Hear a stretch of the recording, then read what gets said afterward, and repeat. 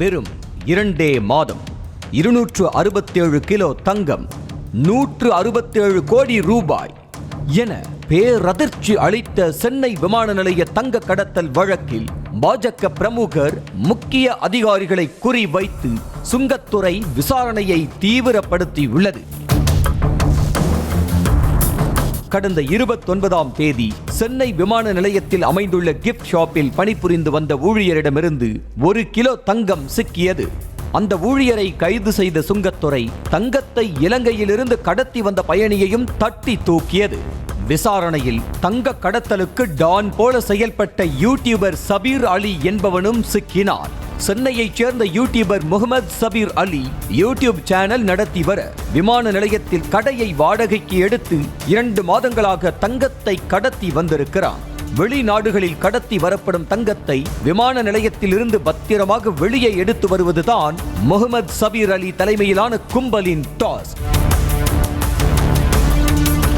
இலங்கை உள்ளிட்ட நாடுகளிலிருந்து தங்கத்தை கடத்தி வரும் பயணிகள் சென்னை வந்ததும் கழிவறையில் வைத்துவிட்டு சபீருக்கு தகவல் கொடுப்பார்களாம். பின்னர் யூடியூபர் சபீர் தனது ஊழியர்களை அனுப்பி வைத்து தங்கத்தை எடுத்து வர வைத்து யாருக்கும் சந்தேகம் வராத அளவுக்கு கச்சிதமாக வெளியே அனுப்பி விடுவானாம்.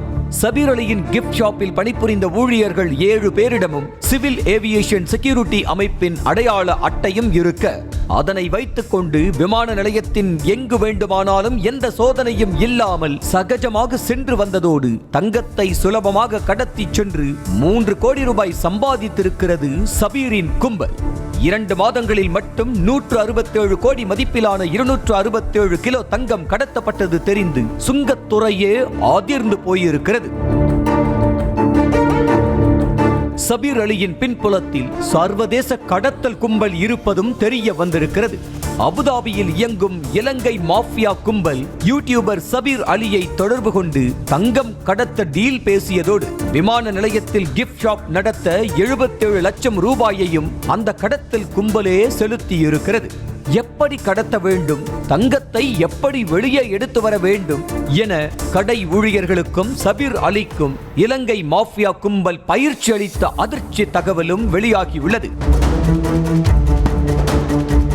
இது ஒரு பக்கம் இருக்க, சபீர் அலிக்கு விமான நிலையத்தில் வாடகைக்கு கடை ஒதுக்கிய விவகாரத்தில் பாஜக பிரமுகர் பிருத்வி சம்பந்தப்பட்டிருப்பதை சுங்கத்துறை மோப்பம் பிடித்துள்ளது.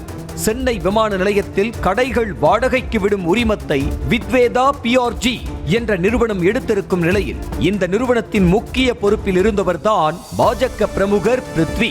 யூடியூபரான சபீருக்கு எப்படி விமான நிலையத்தில் கடை நடத்த அனுமதி கிடைத்தது என்ற கோணத்தில் வித்வேதா PRG நிறுவனத்தின் முக்கிய புள்ளியான பாஜக பிரமுகர் பிருத்வியை குறிவைத்து அவரது வீட்டிலும் சுங்கத்துறை சோதனை நடத்தி வருகிறது.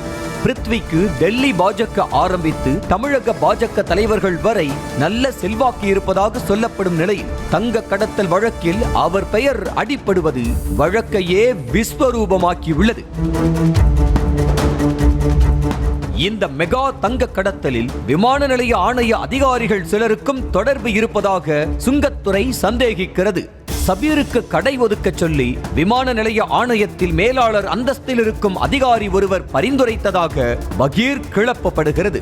அந்த அதிகாரி கொடுத்த பரிந்துரையில் தான் சபீருக்கு வாடகைக்கு கடை ஒதுக்கப்பட்டது என்ற தகவலும் வெளியாகியுள்ளது. தங்க கடத்தல் விவகாரம் பூதாகரமான நிலையில் பாஜக பிரமுகர் பிருத்வி வித்வேதா PRG நிறுவனத்திலிருந்து விலகி இருக்கிறார்.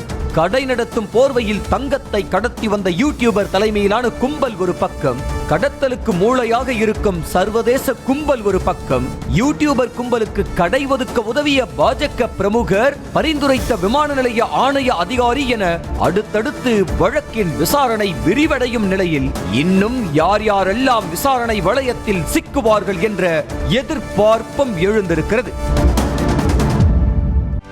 செய்திகளை உடனுக்குடனும் துல்லியமாகவும் தெரிந்து கொள்ள சப்ஸ்கிரைப் பண்ணுங்க.